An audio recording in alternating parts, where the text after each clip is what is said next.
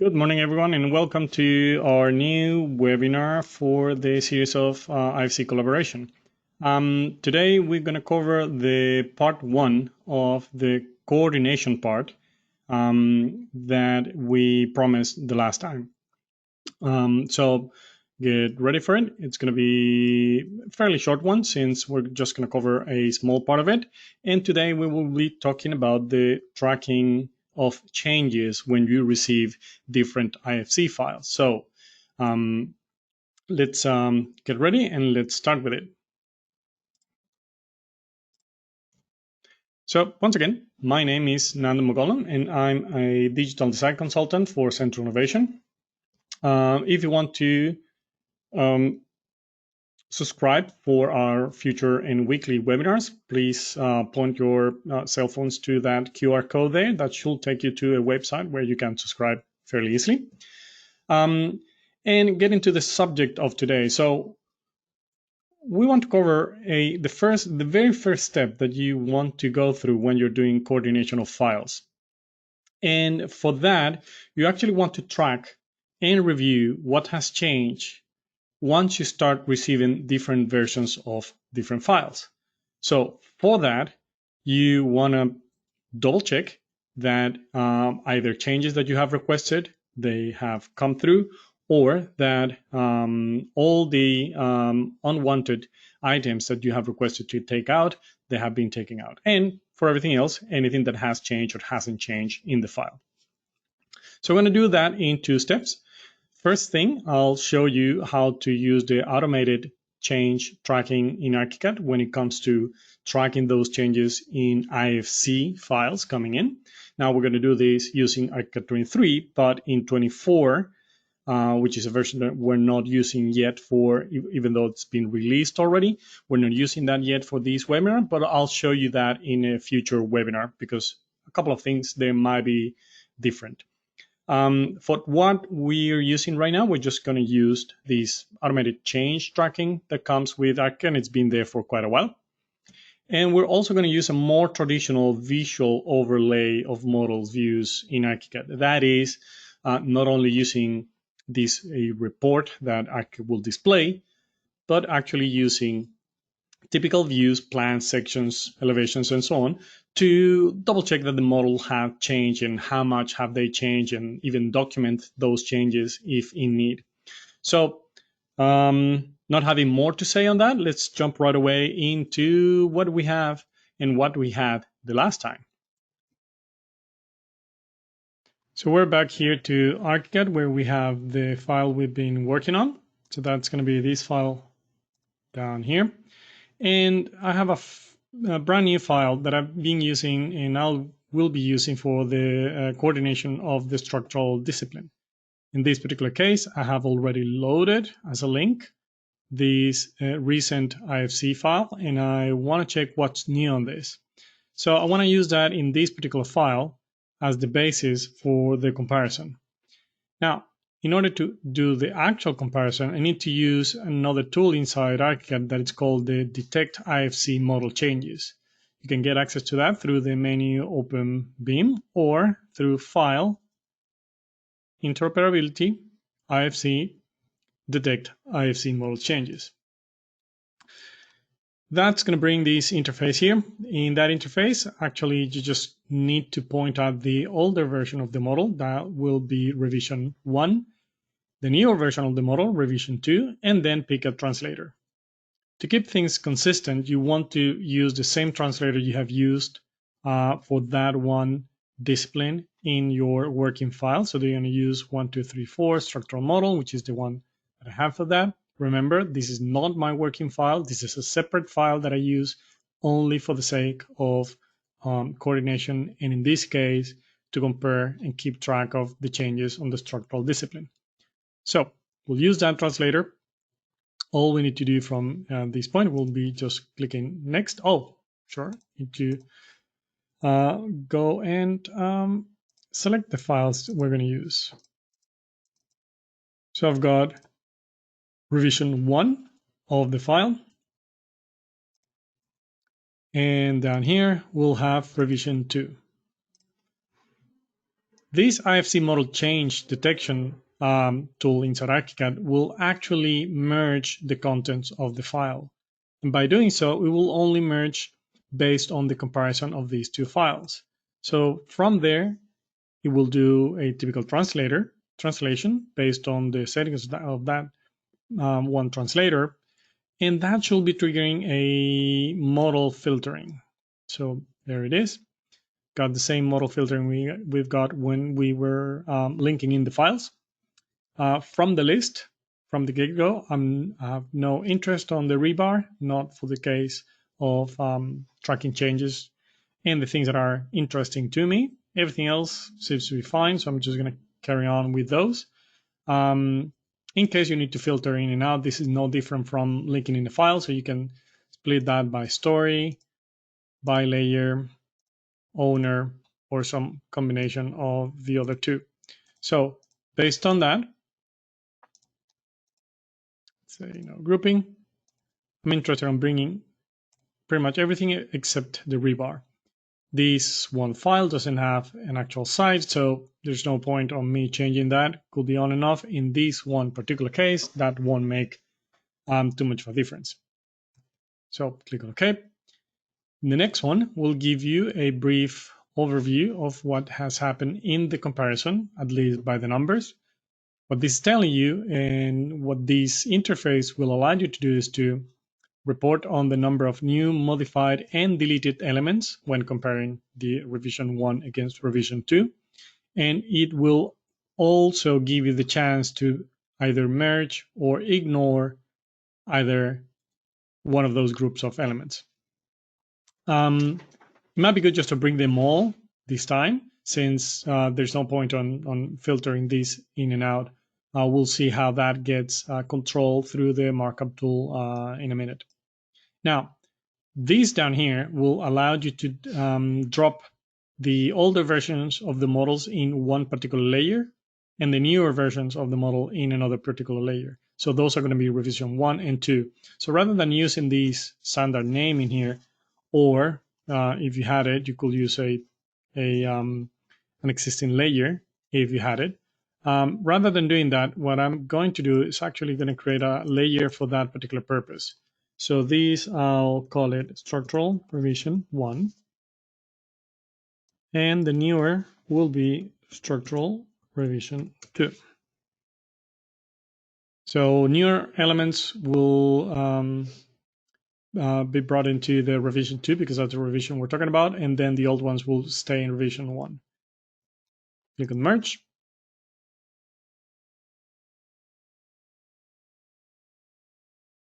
Archicad will give me a preview of the story by story settings, and that seems to be right.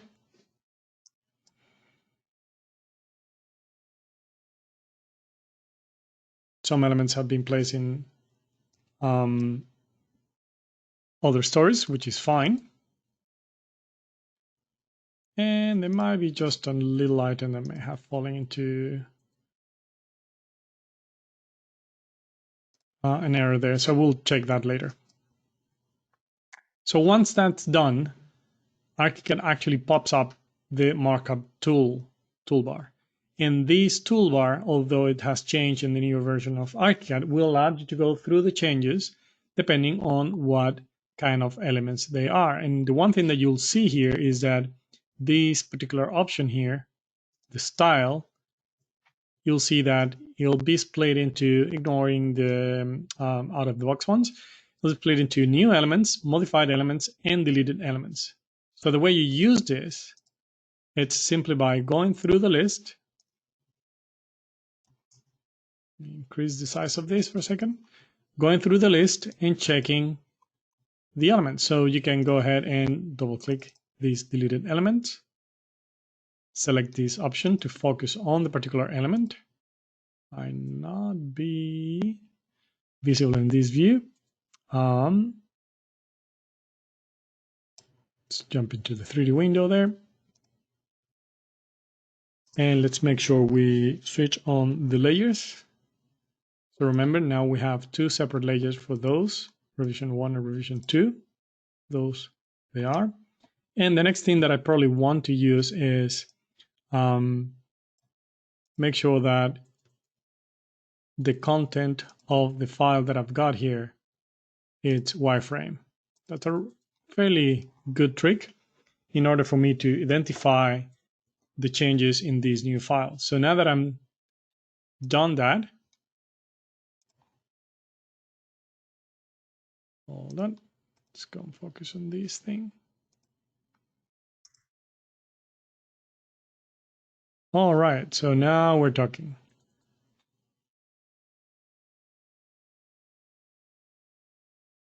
So what we have there is one of those elements, in this case, that column that was floating in the middle of nowhere that has been deleted.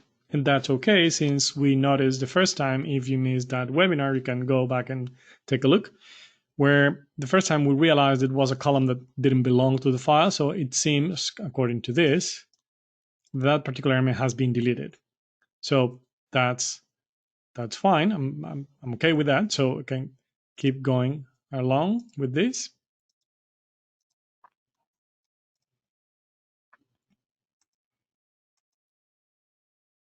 And we've got some other elements in there. It seems that there are a few elements that have been deleted on this file.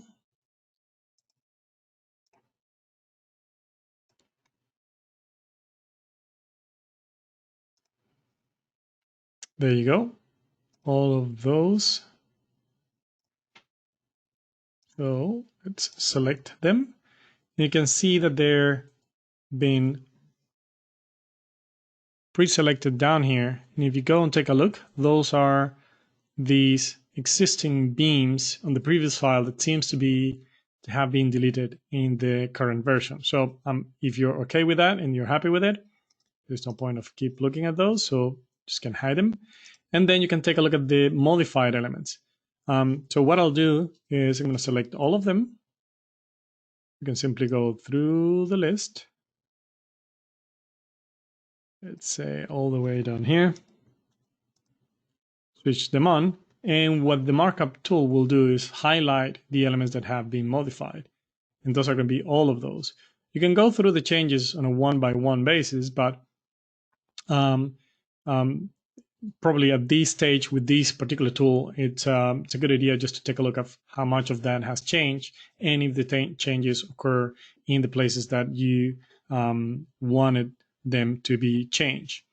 And then you can switch them off. And let's take a look at the new elements in here. And those will be highlighted in orange. And in this particular case, they actually include the canopy at the entrance, which we did the last time, and we requested that to be included. There's also a change or a completely new slab on the ground floor that seems to be including those belts on the underside, like so. It's good to know. Plus a few columns there in the front, some columns up there, some columns up here, and so on. So this will give you a very good overview of what's going on there. The same tool can be used in plan view.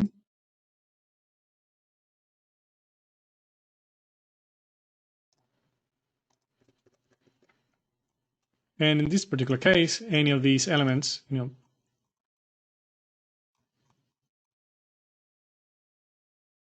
when prompted to be followed by, say, the view,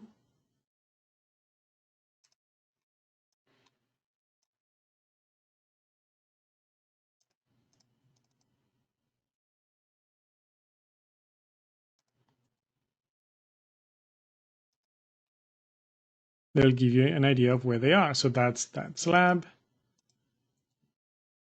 That's going to be the following slab, and so on. So that'll give you a good overview of what's going on with this file. So you can carry on doing it this way, or in reviewing on a view-by-view basis. And that'll be the automated way of doing this. The way you will process these items will be simply by double-clicking on that, focusing on the area,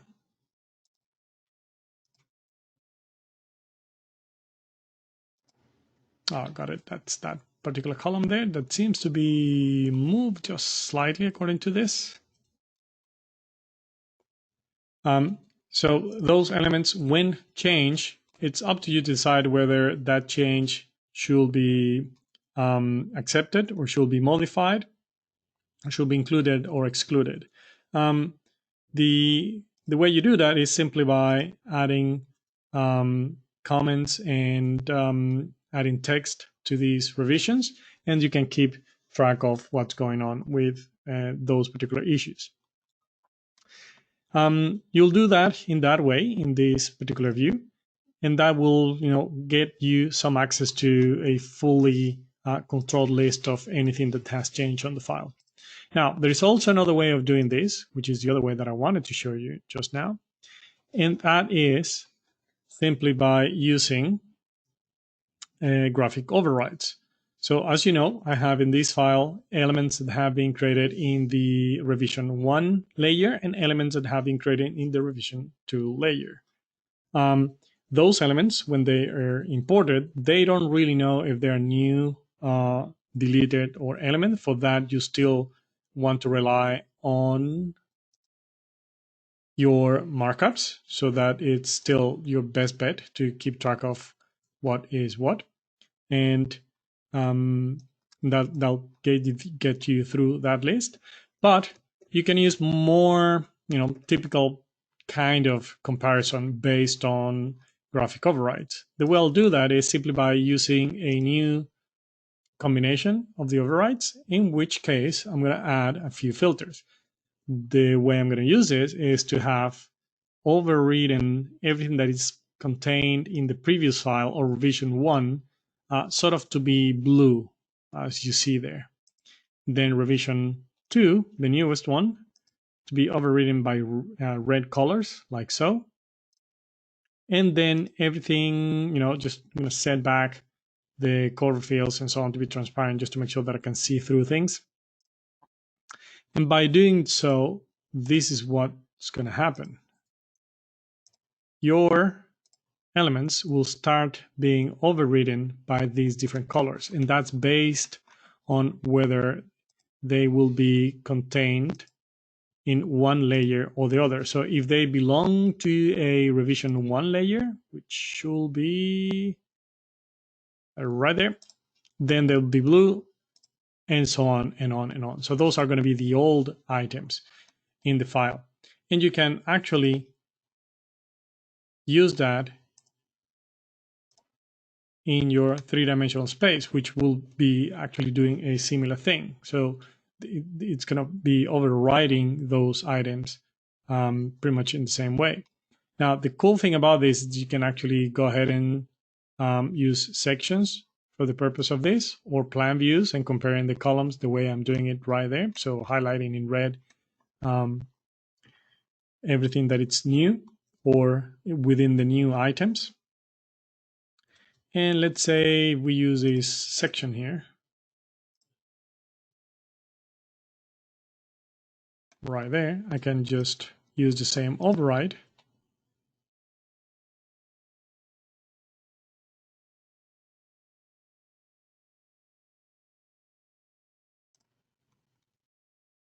And perhaps just go through my layers, make sure that they're on and off, which it might not be. There you go. And I'm just going to take all of those .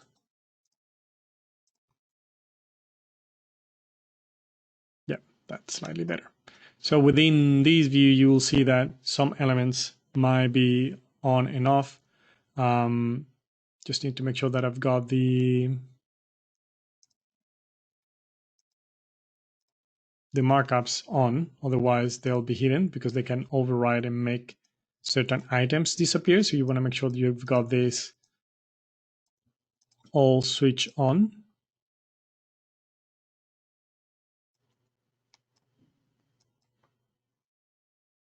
Let's jump into 3D for a minute so we can switch them on. There you go. All right, that's far better. So in here, they're still going to be overridden, but still you have a more appropriate documentation kind of view to do a comparison between the two. The really cool thing about this is that, contrary to what you will do with trace and reference, which is a visual view, is that that visual aid won't allow you to document anything because they cannot be saved with the view. These ones can. So a section like this, where you might be highlighting, let's say, this area here, you want to add a note saying, why is this being deleted? And maybe highlighting the old version of the file, comparing with the new one. And you can see here that the old one is that one there, and the new one is kind of this one here. You can tell there. And then you can go through the changes like that, produce a couple of views for it. Let's say, comparison view there for whatever purpose.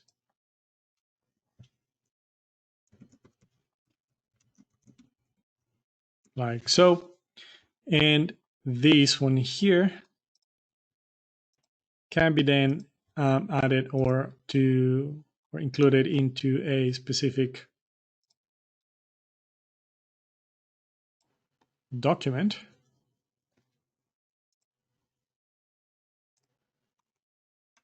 for keeping track or documenting your actual comparison. So that is a pretty good way of doing that, and you can do it both based on a 3D window, the way we've done this, which is going to give you a very clear overview on every single element on the file. Let me just bring everything. There you go. And then you can go through individual items, or you can go through all of them in 3D or in orthogonal views like sections and elevations. That's it. Okay, so that's all for today, guys. So we'll see you next week, where we'll be talking about that second part. In the meantime, if you have any trouble, make sure you contact support both in Australia and New Zealand. For any other general inquiries, just get in touch with your account manager or log into my CI, where you'll find a lot of mod content, both in Australia and in New Zealand. So thank you very much on behalf of Central Relation, and we'll see you next time.